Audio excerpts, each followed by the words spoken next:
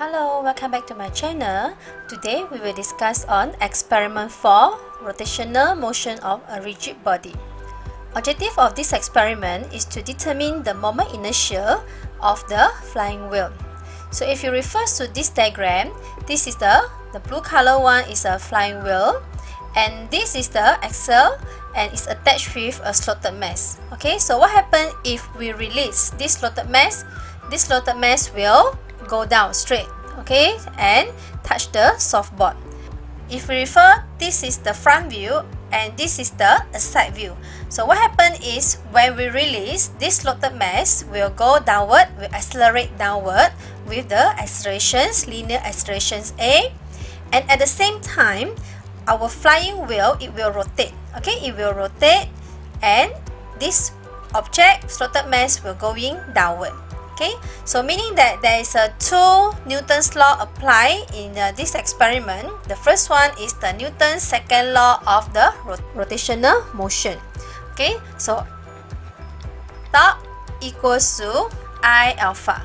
Okay, torque here is the net torque equals to I alpha, where our torque is equals to tension times the radius R, okay, minus the torque due to the friction, okay, because when it is rotating there is a friction, and is equals to I alpha. So this is the first equations from Newton's second law of rotational motion. And the second, Newton's second law of the linear motion is the slotted mass, it will accelerate downward. Okay, so F net equals to ma, where the motion is going downward, meaning that mg minus t. Okay, because mg is same motion with the direction with the motion, so it's mg minus tension equals to ma. Okay, so this is the second equations. So in this experiment, we are going to plot graph alpha against t. Okay, so this is the graph that we want to plot. So how can we find alpha and t? From formula 1. From formula equations 1, I alpha equals to T tension times the radius minus torque from the frictional. Okay, we want to find alpha. Okay, so alpha will equal to tension times R over I minus frictional torque over I. Okay, so from here we can plot graph alpha versus T. Okay, alpha versus t, if you compare y equals to mx plus c, meaning that alpha is y-axis, tension is x-axis, and the gradient here is equals to radius over moment inertia. Okay, and if you refer here negative torque friction over I, actually this is our y-intercept. Okay, so later in your graph, you will see there is a y-intercept, okay, a negative y-intercept. Okay, so let us go to the data. Okay, so it's given from the observations, the data tabulations of the primary data. So they give you the mass, the slotted mass in gram. Okay, so it's still in gram. Later you need to convert into kg. Okay, we convert into kg, it will become 0.100. Okay, so they give you the 3, T1, T2, and T3, and the uncertainty, because we use stopwatch, is equals to plus minus 0.01. Okay, 2 decimal place. So meaning that later when you take T average, your value also must have 2 decimal places. Next, because we want to plot graph alpha against T. Okay, alpha against T. So we know that alpha is equals to A, the accelerations over R. Okay, so how can we find acceleration, the linear acceleration? So we must use this equation. So from where we will get A equals to 2h over t squared. Okay, before the object fall down, okay, before it fall down, our initial velocity is equals to 0. Okay, so it will accelerate when we release, it will accelerate downward. So our acceleration will equals to negative a, because it's downward, and because it's going downward, so our sy, the sy will equals to negative h. Okay, so we want to find the time, okay, meaning that we can use S equals to ut plus half at squared, where S is equals to negative h, u is equals to 0 plus half, a is negative, a because it's accelerate downward, t squared. Okay, so negative and negative we can cancel each other, therefore equation is h equals to half at squared, and a will equals to 2h over t squared. Okay, so this is the equations how to find the linear acceleration is equals to 2h, where h is the height, okay, height or the falling distance, and h is actually usually, okay, we refer back, this value h is always constant, meaning that we always release from the same height, okay, same distance, the falling distance fixed, okay, 66.10 plus minus 0.05 cm. Okay, so later you need to convert h here, you need to convert into meter. Okay, so you convert, you become 0.661 meter. Okay, so you substitute inside here, then you will get the linear acceleration. Okay, after you get the linear acceleration, we can find the rotational accelerations, where alpha equals to a over r. A is from this table, and then r, okay, r is the radius. So from here just now, the diameter of the axle, okay, the diameter, we already give you the diameter of the axle. Okay, later you need to find the radius by divide the diameter. So they give you from the data, the diameter is 48.66 plus minus 0.02 millimeter because we use vernier caliper to measure. So the radius is equals to 24.33 millimeter. So later millimeter you need to convert, okay, change it into meter. Okay, tension equals to m. M, of course we will take kg, you don't take gram, you take kg, 0.100 times g, okay, g is 9.81, and acceleration, linear acceleration is from here, okay, from the table you can get. Okay, so remember, t average, of course we must follow back the uncertainty from the time taken. With here we have 2 decimal places, here also the 2 decimal places. Okay, so start from a, alpha and t. This one we call it as secondary data. The decimal places we only allow 2 or 3 decimal places only. So remember, secondary data we only allow 2 or 3 decimal places only. Okay, so next observation part, first step, we need to find centroid. So since this is a graph alpha against t, so t is x-axis, you need to find the average value for tension, and also you need to find the average value for alpha. Okay, so after that you need to plot the graph. So we go to the plotting graph part, where the first one you must write the title. Okay, so title you will get 1 mark. After that, you must label y-axis with the correct unit, radian per second square, and x-axis tension with correct unit, Newton. After that, the size of the graph, the size of the graph must greater than 50%. So I will write here, the size of the graph must greater than 50%. Okay, 50%. And then next one is you must draw a centroid. Okay, so centroid you must circle it up. Okay, meaning that this is a centroid. If you circle it and you plot the centroid, you will get 1 mark.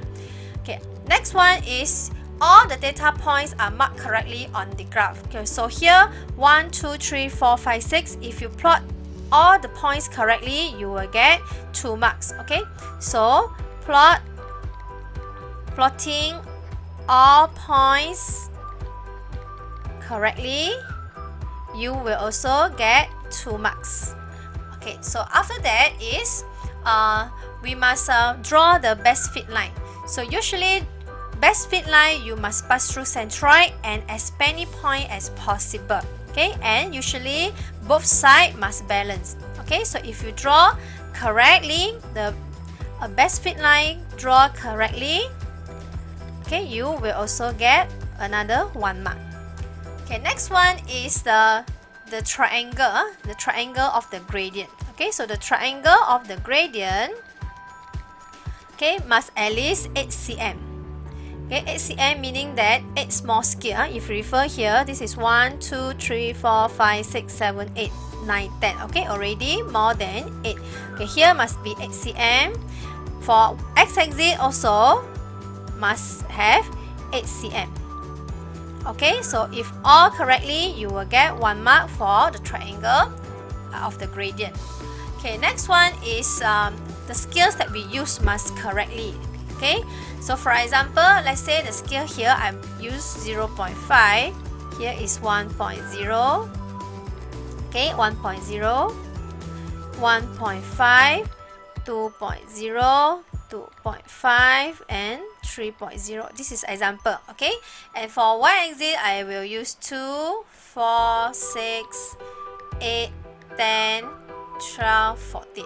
Okay, so when using 0.5, later we need to find the gradient.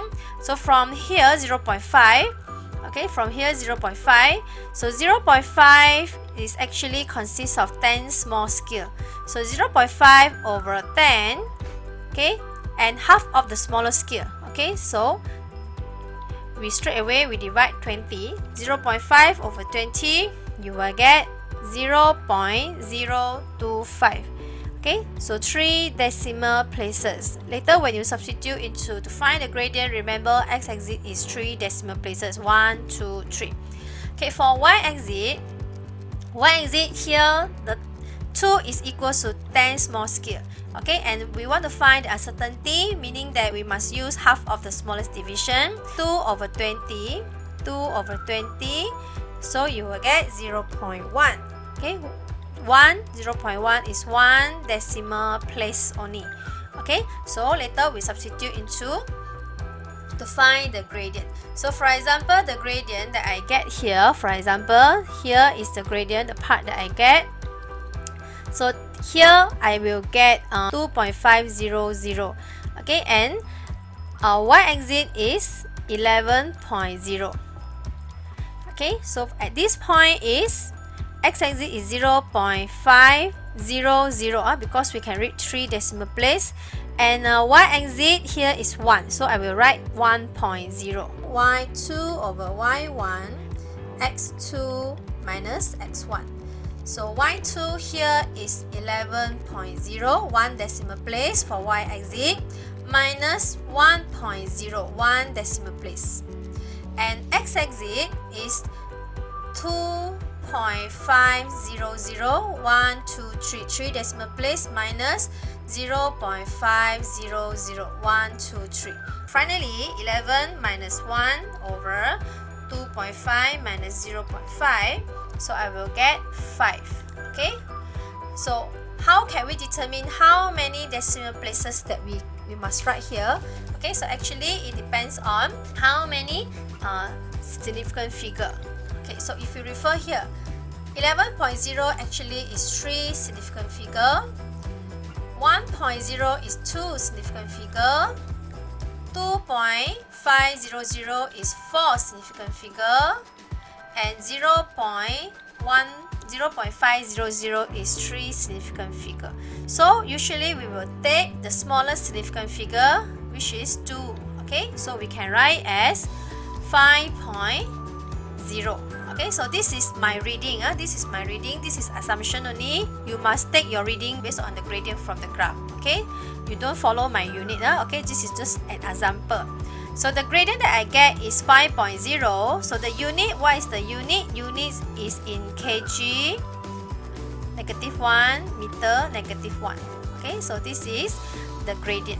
Okay, uncertainty of the gradient is given. Okay, just now is given. So we refer back. Uncertainty of the gradient is 0.2. Okay, so we just copy back because it's given. Okay, is equals to 0.2 per kg per meter. M plus minus delta M. Okay, we can write again is equals to 5.0, 1 decimal place. Okay, so we can plus minus 0.2, also 1 decimal place.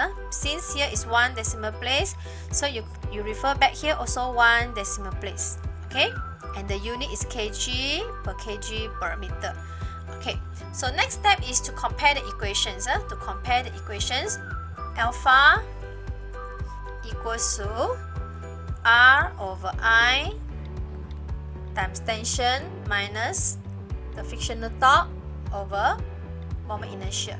Okay, so y equals to mx plus c, meaning that our gradient, okay, gradient here is equals to R over I. Okay, so gradient is equals to R over I. Okay, R from where we will get actually is given. Okay, but remember you need to convert into meter. Okay, so the radius is 24.33 times 10 to the power of negative 3.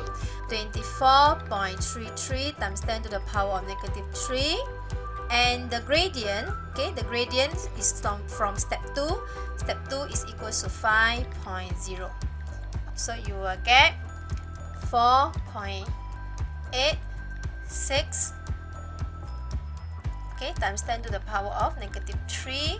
Unit is kg per meter square. Okay, so this is the unit for moment inertia. Okay, after that, we need to find the uncertainty. Okay, so equation I is equals to R over M. Okay, but we don't have the uncertainty for R. Okay, but we know that R is equals to the diameter over 2. Okay, so we can write 2, we don't have the uncertainty, so we can write delta D over D plus delta M over M times the moment inertia. Okay, so you just substitute delta D over D from the data.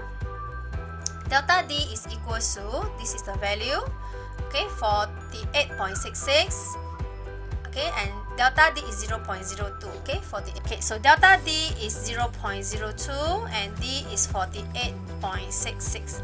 Okay, this one you don't need to convert because this one millimeter and the D is all millimeter, so later millimeter we can cancel off, plus delta M is 0.2, M is 5.0, okay, so both also in same unit, okay, times I is the value that we get just now from step 4, 4.86 times 10 to the power of negative 3. Okay, so the uncertainty of the moment inertia is 0.196 times 10 to the power of negative 3 kilogram meter square. The result, I plus minus delta I. Okay, so our reading is actually 4.86 plus minus 0.196 times 10 to the power of negative 3. Okay, but since here for our uncertainty we must only have one, okay, one significant figure. This one, the value here, okay, only allow one significant figure, so we will write it as 0.2. Okay, so since here is one decimal place, okay, one decimal place, so here also, okay, one decimal place, so your actual reading also you must allow one decimal place. Okay, so we write 4.9 only. Our result we should write it as 4.9 plus minus 0.2 times 10 to the power of negative 3. Unit is kg meter square. Okay, so remember, only allow one significant figure, and then how many decimal place? Here we have one decimal place, so our actual reading also we must have one decimal place. Okay, follow back. Finally, we will go to the last step, percentage of uncertainty. So 0.2 over 4.9 times 100%. 4.08% only. Okay, discussion as usual, you need to report all your result, okay, including what is the finding. So you must report I plus minus delta I. Okay, so what is the result that we get? Okay, and then you need to find percentage of uncertainty. Okay, so here we don't need to compare with the theoretical value because we don't have. Okay, and then you must write errors and mistake. So at least you must have 2. Okay, precaution and step. Okay, ways to overcome also you must have at least 2. Okay, at least 2 based on the mistake and the errors. Okay, and then conclusion, state the experiment reading. Okay, so based on the result that you get, and also you make the conclusion. Okay, so that's all for today. Thank you.